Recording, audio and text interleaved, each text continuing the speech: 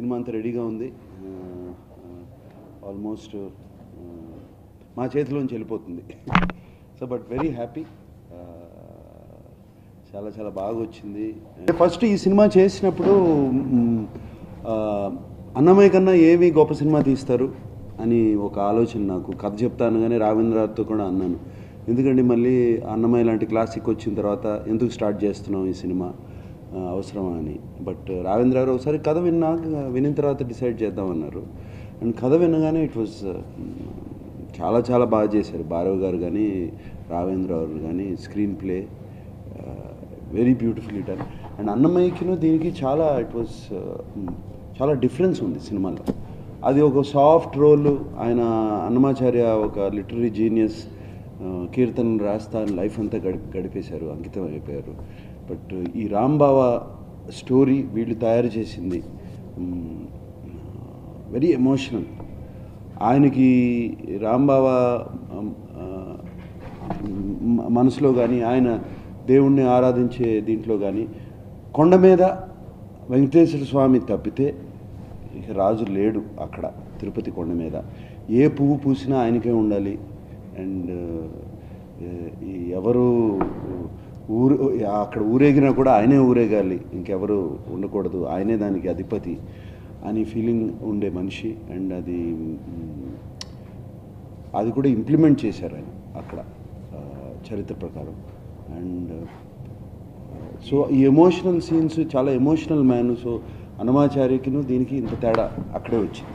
వెంకటేశ్వర మహత్యంలో రామారావు గారు, ఎన్టీ రామారావు గారు ఒక చిన్న ఒక చాప్టర్ ఉంది వెంకటేశ్వర మహత్యంలో, నాగయ్య గారు వేశారు. ఆ చరిత్రలో కూడా మనం చదువుకున్నాము చిన్నప్పుడు. ఆయనతో వచ్చి వెంకటేశ్వర స్వామి పాచికలాడేవారు అని.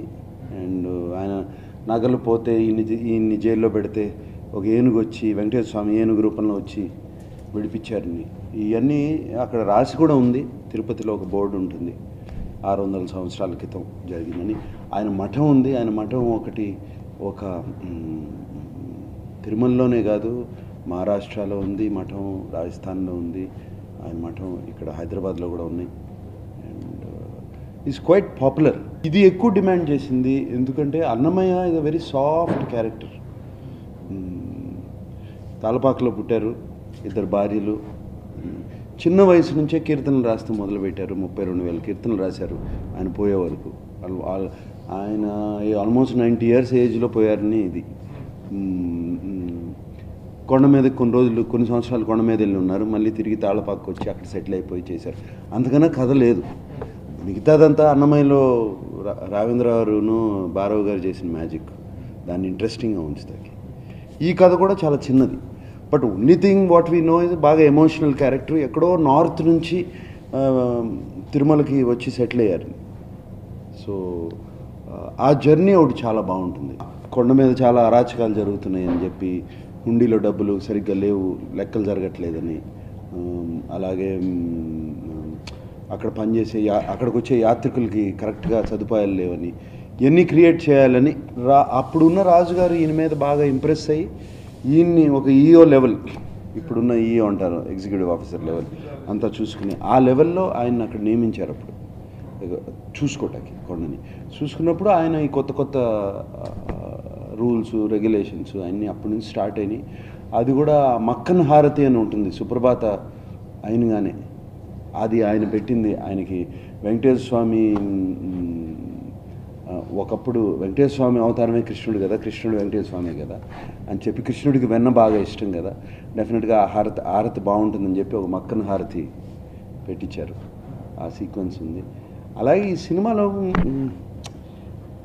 ఈ అన్నమాచార్యలో లాస్ట్ 10 minutesలోనే అన్నమాచార్యుడికి వాళ్ళిద్దరికి కలుస్తారు, వెంకటేశ్వర స్వామిని ఆయన. దీంట్లో వచ్చి పాచికలాడతాం, మా ఎంటర్టైన్మెంట్ సీన్స్ అయ్యి అసలు యాక్చువల్గా వీళ్ళిద్దరి మధ్యన జరిగే వెంకటేశ్వర స్వామిను రాంబాబా మధ్యన జరిగే సీన్స్ చాలా బాగుంటాయి పాచికలాడేవి.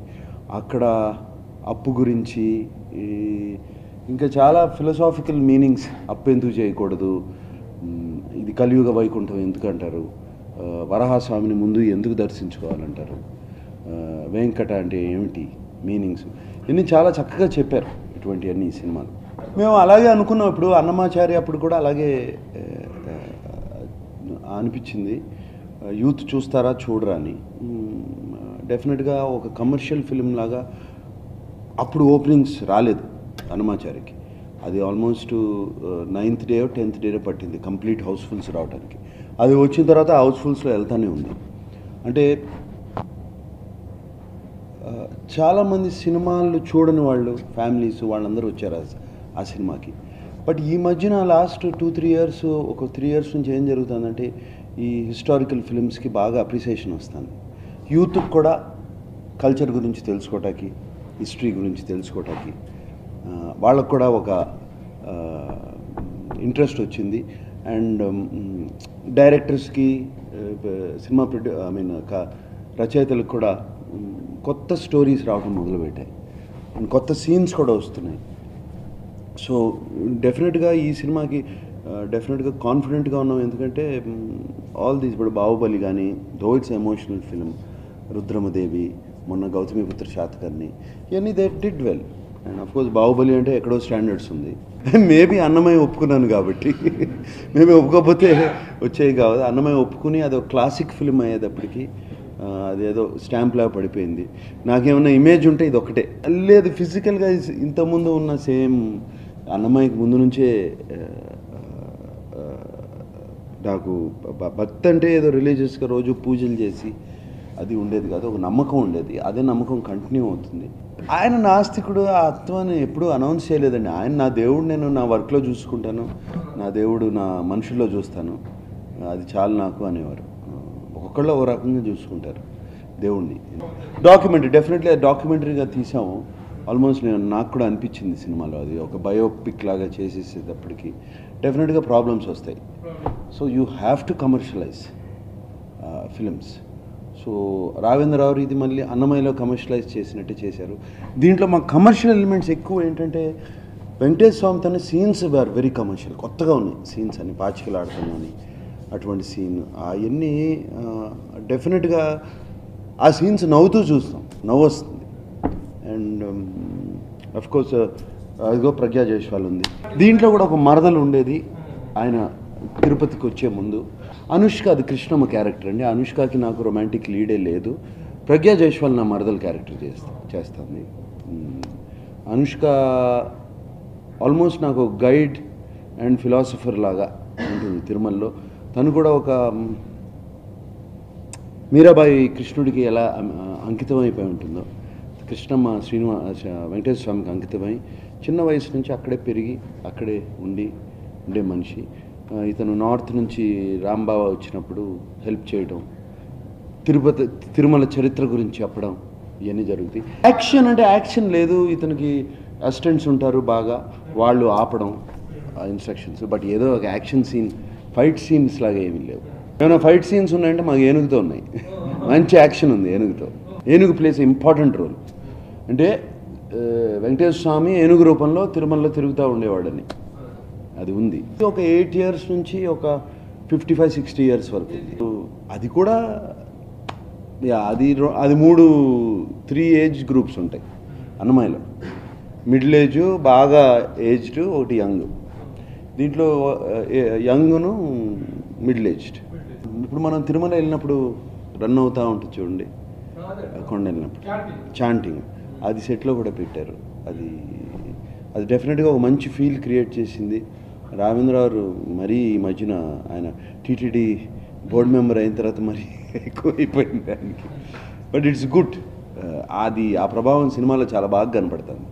నాతో అన్నారు 2-3 సార్లు అవ్వచ్చు అన్నారు. నేను అందుకని స్టేజ్ మీద ఇది అబద్ధం కావాలి అని నేను అన్నాను, అవ్వకూడదు అని. ఆయన ఒక్కళ్ళే ఇటువంటి సినిమాలు తీస్తున్నారు. ఇటువంటి మళ్ళీ నాతో తీమని కాదు, but is very experienced director. అటువంటి వాళ్ళు చాలా ఎక్స్పీరియన్స్ ఈ కెన్ గివ్. అంటే ఇంకా భక్తునిగా సేమ్ థింగ్, బాగా అంకితం, వాళ్ళ లైఫ్ని అంకితం చేశారు వాళ్ళకి, దేవుడికి. బట్ మన క్యారెక్టరైజేషన్లో బాగా డిఫరెన్స్ ఉంది. ఆయన ఎక్కువ కీర్తనలు రాస్తూ, బయట ప్రపంచం కూడా పెద్ద తెలీదు, ఆయన కీర్తనలు రాస్తూ పాటలు పాడుకుంటూ ఉండేవారు. ఇది completely different character. I think producer and director are taking care of it. It's something to do with the writers. Actually that was easy music. Actually easy అంటే ఫెంటాస్టిక్ మ్యూజిక్, బట్ ఇది చాలా కష్టమైన మ్యూజిక్ ఆయనకి. And ఒక reference లేదు, ఒకటి ఏం లేదు.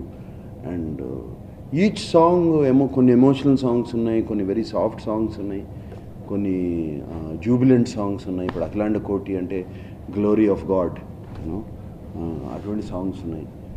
ప్లస్ కొత్తగా గోవిందనామాలు స్టార్ట్ చేయించారు కంప్లీట్గా, ఇంతకుముందు లేని ఆల్రెడీ ప్లేడ్ సాంగ్స్ ఇవన్నీ కొత్త లిరిక్స్.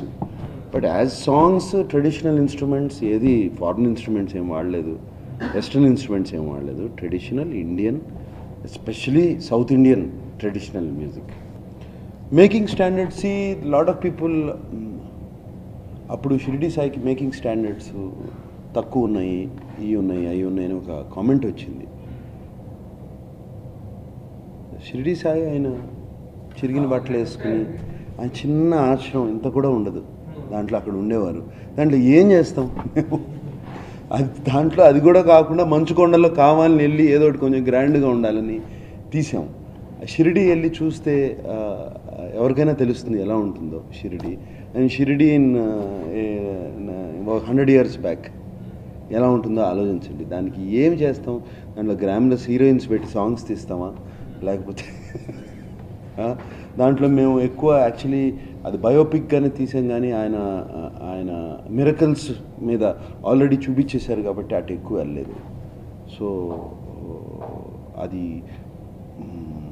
ఎవరిని అనుకున్నా కూడా అది వెరీ రాంగ్ థాట్ అది అనుకోవటం. ఓం నమో వెంకటేశాయ. వెంకటేశ్వర స్వామి అంటే గ్లామరస్ గాడ్. ఆయన అంటేనే బంగారం, గ్లామరు, 2 భార్యలు ఇదిగా ఉంటుంది. సో అంత గ్లామర్గా, అంత భారీగా ఉంటుంది సినిమా. బ్యూటిఫుల్లీ డన్, చక్కటి లొకేషన్స్. తిరుమలలో షూటింగ్ చేయలేము కాబట్టి మహాబలేశ్వరును, చిక్మగళూరులో వెళ్ళి షూటింగ్ చేసాము అంతా, ఎందుకంటే ఆ మంచు కావాలి. అలాగే రామోజీ ఫిలిం సిటీలో complete exterior of Tirumala set వేసాం, temple set as it is అలాగే వేసాము. చుట్టూ ఉన్న గోడతో అవన్నీ కట్టి, అండ్ ఇంటీరియర్స్ అన్నపూర్ణలో వేసాం. ఇక్కడ చాలా చాలా బాగా చేశారు. మీరు జనరల్గా ఇప్పుడు టెంపుల్కి వెళ్ళినా కూడా చూడలేనివి చూడగలుగుతారు, ఎందుకంటే అప్పుడున్న రెఫరెన్సెస్ తీసుకుని ఆ టెంపుల్ వాల్స్ క్లియర్గా కనపడతాయి, చుట్టూ ఉన్న అక్కడున్న కార్వింగ్స్ చాలా క్లియర్గా కనపడతాయి అక్కడ ఉన్నాయన్నీ. అండ్ అలాగే కాకుండా గ్రాఫిక్స్లో వైకుంఠలోకం చూపించాలి, ఆనందలోకం చూపించాలి, ఇవన్నీ కూడా బ్యూటిఫుల్లీ డన్. అండ్ ఒక వాటర్ ఫాల్ సీక్వెన్స్ ఉంది, అది కూడా చాలా బాగుంటుంది. నాకు I do not believe in awards. My award is the people appreciation. So నేను అవార్డ్స్కి పెద్ద ఇంపార్టెన్స్ ఇవ్వను. అవార్డు కోసం సినిమా తీయటం కానీ, అవార్డ్స్ తీసుకోవడం కానీ. Award from people I get. ఆ బయట వెళ్ళి నడుస్తున్నప్పుడు అన్నమయ్య అని పిలిచినప్పుడు, ఆ గుడి తిరుమల గుడికి వెళ్ళినప్పుడు ఆ లైన్లోంచి అన్నమయ్య అని పిలిస్తే అదే అవార్డు నాకు. ఒక గురువుగానో లేకపోతే ఒక దేవుడుగానో చేయాలంటే అది చాలామంది బిలీఫ్ మీద ఉన్నది. మనం ఏమైనా తప్పు చేసినా కూడా కరెక్ట్ కాదు. ఎంతో లక్షల మంది బిలీఫ్ మీద ఉండే షిరిడి సాయి, వేరే దేవుళ్ళైనా కూడా బిలీఫ్ మీద ఉండేది. నాకు డెఫినెట్గా ఆ షిరిడి సాయి చేసే అంతకాలం కొంచెం టెన్షన్గానే ఉండేది, నర్వస్గానే ఉండేది. నాకేమీ అట్లా నీ అన్నమయ్యాలు అనుకోలేదు, రామదాస్ కూడా అనుకోలేదు, షిరిడి సాయి అనుకోలేదు, ఇది అనుకోలేదు. అంటే ఎవరన్నా తీసుకొచ్చి స్క్రిప్ట్ చెప్పి తీయగలిగితే అసలు ఫస్ట్ డైరెక్టర్కి ఆ ధైర్యం ఉండాలి, డైరెక్టర్కి ఆ ప్యాషన్ ఉండాలి. నిజంగా ఈ లాస్ట్ 20 yearsలో రాఘవేంద్రరావు గారు తప్పితే ఎవరు రాలేదు నా దగ్గరికి తీయాలని కూడా, తీయమని చేద్దామని కూడా రాలేదు. సో నా దగ్గర ఆన్సర్ లేదు మీ క్వశ్చన్కి. లేదు, జేకే భారవి గారు చేసినా కూడా we need a director and producer వీటిని ప్రొడ్యూస్ చేయడానికి. అప్పుడు ఆ టైంలో అన్నమయ్య టైంలో అసలు దొరసింహరాజు గారు ముందుకొచ్చి అంత సినిమా తీయడం గొప్ప. అప్పుడు కూడా నాకు జస్ట్ నిన్నే పెళ్ళాడితో రిలీజ్ అయింది, అప్పుడే రిలీజ్ అయింది. అటువంటి ఫిలిం తర్వాత నన్ను తీసుకొచ్చి అన్నమయ్యలో వేయటం, ఐ డోంట్ ఈవెన్ నో ఎలా వాళ్ళు కన్సీవ్ చేశారు, ఎలా థాట్ ప్రాసెస్ వచ్చింది. నాకు కూడా ఇప్పుడు కూడా చాలాసార్లు అడుగుతాను, మళ్ళీ ఎలా అనుకున్నారు. నేనైతే అనుకునేవాడిని కాదు. అంటే ఒక రోజు కూడా ఏమీ లేదంటే చాలా ఫీల్ అవుతాను. ఎనర్జీ ఉన్నప్పుడు చేయాలి కదా, లేనప్పుడు ఎలాగో ఇంట్లో కూర్చుంటాం. ఎనర్జీ ఉన్నప్పుడు చేయాలి. అండ్ ఇలా ఈ చేస్తూ ఉంటేనే ఇంకా ఎనర్జీ పెరుగుతూ ఉంటుంది నాకు. So I like to be busy all the time. నాకు ఒక వారం రోజులు ఖాళీగా ఉన్నానంటే జ్వరం వస్తుంది ఫస్ట్. జ్వరం నిజంగా వస్తుంది. బాడీ అంత స్లో అయిపోయి ఇంట్లో ఉంటే అదేంటి ఇదేంటి అదేంటి అని అడుగుతూ ఉంటా. బంగారాజు అంటే కళ్యాణ్ కృష్ణ ఇప్పుడు నాగ చైతన్యతో సినిమా చేస్తున్నాడు. అది సంక్రాంతి డేట్ అని కూడా అనుకోలేదు. ఇప్పుడు నేను అన్నాను అనుకోండి, అదొక పెద్ద బ్రాండ్ పడిపోద్ది, నాకు pressure. First Naga Chaitanya cinema release అవ్వాలి. అది మార్చ్ ఎండింగ్ కానీ ఏప్రిల్లో కానీ షూటింగ్ ఫినిష్ అవుతుంది. అది అయ్యి దాని పోస్ట్ ప్రొడక్షన్ వర్క్ అయ్యి దాన్ని రిలీజ్ అయ్యే వరకు I don't want to disturb Kalyan. అది అయిన తర్వాత కానీ మొదలు పెట్టలేం. మరి విల్ హావ్ టు సీ. నేను నా థర్డ్ సీజన్ అయిన లాస్ట్ రోజునే ఇన్ఫ్యాక్ట్ మా టీం అందరికీ చెప్పాను, ఇది నాకు చాలిక, ఐ వాంట్ చాలిక అని కాదు, బ్రేక్ తీసుకోవాలి. ఒక రెండు సీజన్ బ్రేక్ తీసుకోవాలి. ఎందుకంటే మొనోటనీ రాకూడదు. నేను అడిగే same questions, same reactions, same almost ఏమవుతుందంటే నా రియాక్షన్ మీకు ముందే తెలిసిపోతుంది. ఓకే ఈయన ఇది అనబోతున్నాడు, ఆర్ యూ షూర్ అనబోతున్నాడు. ఇటువంటి షల్ ఐ లాక్ ఆలోచించుకుని చెప్తున్నారా, ఇంతకన్నా ఇది రాకూడదు. ఈ మొనోటనీ వచ్చేసే ముందు వాళ్ళకి ఆ ఇంట్రెస్ట్ పోయే ముందు నేనే తప్పుకోవాలి. నాకు మొనోటనీ నాకు ఫీల్ అవుతుంటే నాకు meeting new people every time, అది మొనోటనీ కాదు. But my reactions are the same కంటిన్యూస్గా. ఆల్మోస్ట్ 3 సీజన్స్ అంటే 60 180 ఎపిసోడ్స్. అండ్ 180 ఎపిసోడ్స్ అంటే ఆల్మోస్ట్ ఒక 300 మంది వచ్చి ఉంటారు నా ముందుకి. డెఫినెట్గా బాగా ఎంజాయ్ చేశాను. It's very strenuous. అంటే ఒక్క సెకండ్ కూడా ఇప్పుడు మనం కూర్చున్నట్టు ఐ కెనాట్ లూజ్ కాన్సన్ట్రేషన్. ఒక్క సెకండ్ కూడా I cannot loose concentration if I lose నేను వాళ్ళకి రియాక్ట్ అవ్వలేను. ఎగ్జాక్ట్గా వాళ్ళు చెప్పేది ప్రతిదీ వినాలి, రియాక్ట్ అవ్వాలి. Then I go to the next question, దానికి ఆన్సర్ చెప్పాలి.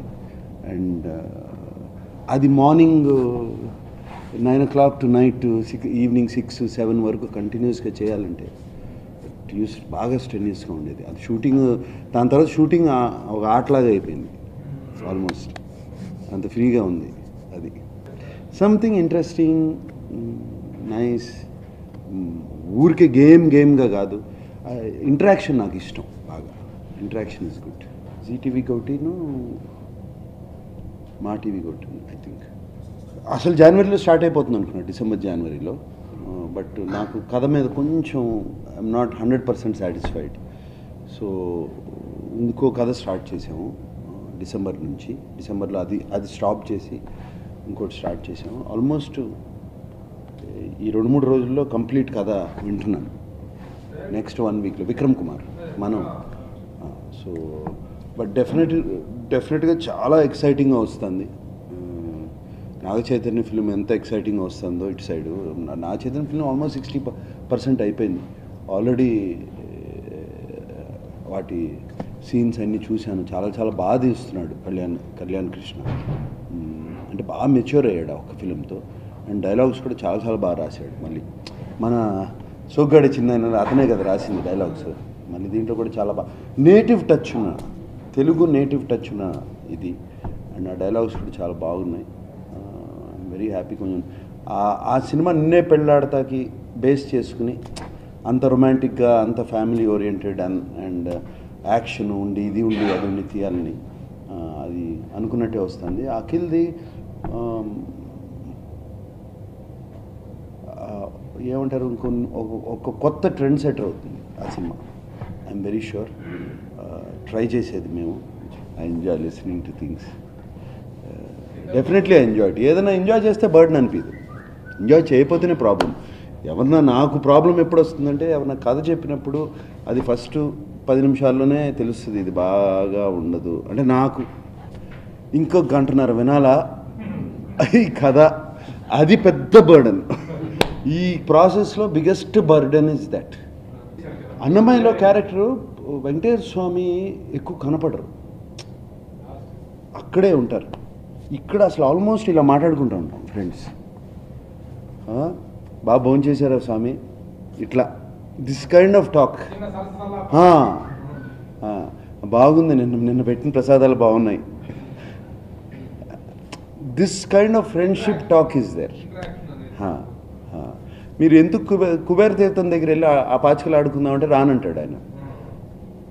ఎందుకు రా, అమ్మో అక్కడికి వెళ్ళిన అంటాడు. అటువంటి డైలాగ్స్ చాలా బాగున్నాయి. ఇది ఎక్కువ ఎంజాయ్ చేశాం, ఎక్కువ సీన్స్ ఉన్నాయి. అక్కడ ఉండి లాస్ట్ ఎపిసోడ్లో లాస్ట్ 10 minutesలో ఇద్దరు కలుస్తారు.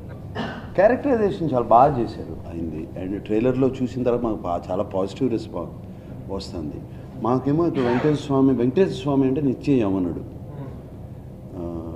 అండ్ మాకేమో ఆయన ఒక కళ్యాణం చేయాలి ఈ సినిమాలో. ఆయన కళ్యాణం పాట ఉంది ఒకటి, ఆయన కళ్యాణం చేయాలి. ఆయన ఫ్లాష్ బ్యాక్ ఎపిసోడ్స్ ఉన్నాయి, వైకుంఠం నుంచి వచ్చేయటం, ఆ కథ అంతా ఉంది. సో యంగ్గా కనపడాలి మాకు. అప్పుడు మేము ఆ హరహర మహాదేవును మహాభారత్ చూసి చాలా బాగున్నాడు ఇతను అని చెప్పి తీసుకొచ్చాం. And is done a fantastic job. అంటే ఆల్రెడీ ఎక్స్పీరియన్స్ ఉంది హరహర మహాదేవ్ అట్లా డివోషన్ ఫిల్మ్స్ చేసి. సో చాలా బాగుంది. డెఫినెట్గా మాకు ఈ సినిమాకి ఒక పెద్ద ఎసెట్. హౌ కీరవాణి గారు ఒక ఎసెట్, మాకు సౌరభ్ రాజ్యన్ కూడా అంత పెద్ద ఎసెట్. డ్యూయట్స్ కాదు, ఒక డ్యూయట్ ఆనందం అనే పాట చాలా చక్కగా తీశారు. యాపిల్స్ పళ్ళు అంతా వెంకటేశ్వర స్వామికి, పూలు యాపిల్స్ అంతా వెంకటేశ్వర స్వామికి ఈ సినిమాలో అంతా ఆయనకి వేయటమే. నెక్స్ట్ 10 daysలో అది స్టార్ట్ అవుతుంది సినిమా. రాజుగారి గది 2. నాకు ఎప్పటి నుంచో horror film, horror comedy film చేయాలని ఇష్టం. ఎందుకంటే నేను సినిమాలు చూస్తాను హారర్ కామెడీ ఫిల్మ్స్, ఇలా చెవులు మూసుకుని కళ్ళు మూసుకుని చూస్తాం. బట్ చాలా ఇష్టం నాకు. సో నాకు ఒకటి చేయాలని ఉంది, కరెక్ట్గా పడింది అది. లేదంటే రాజుగారి గది 2 అనగానే రాజుగారి గది కథే కాదు అసలు. ఒక ఆషికి 1 ఆషికి 2 తీసినట్టే. ఆ క్యారెక్టర్స్ అయ్యి ఉండవు ఈ సినిమాలో.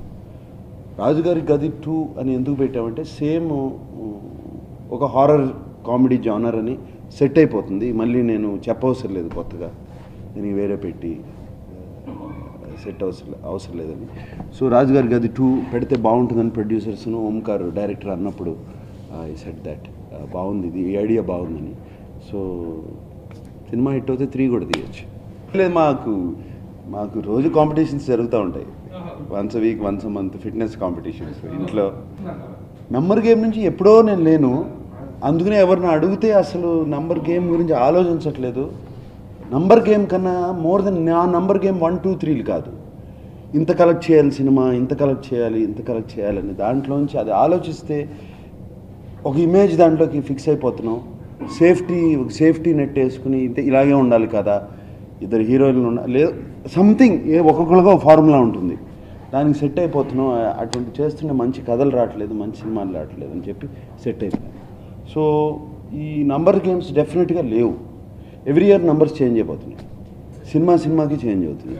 ఇప్పుడు బాహుబలి 2 వస్తే ఎక్కడికి వెళ్తుందో తెలియదు, మళ్ళీ numbers. So we don't know. So ఆ నంబర్స్ ఎక్కడికి వెళ్తాయో తెలియదు. సో రియలీ ఈ నంబర్ ఫస్ట్ అది మైండ్ నుంచి తీసేసి చాలా హ్యాపీగా ఉంది. అందుకని ఎవరు వచ్చి అడిగినా కూడా మీ సినిమా 50 crores చేయాలి లేకపోతే 70 crores చేయాలంటే వద్దు, ఆ గొడవ వద్దు, ఫస్ట్ మంచి సినిమా తీద్దామనండి అంట. సోగ్గాడ చిన్న I did not expect, I didn't even think అసలు అవుతుంది అని ఆ ఆలోచనతో తీయలేదు నేను. సినిమా నచ్చి ఆ ప్రాసెస్ ఎంజాయ్ చేసి తీసాం ఆ సినిమా.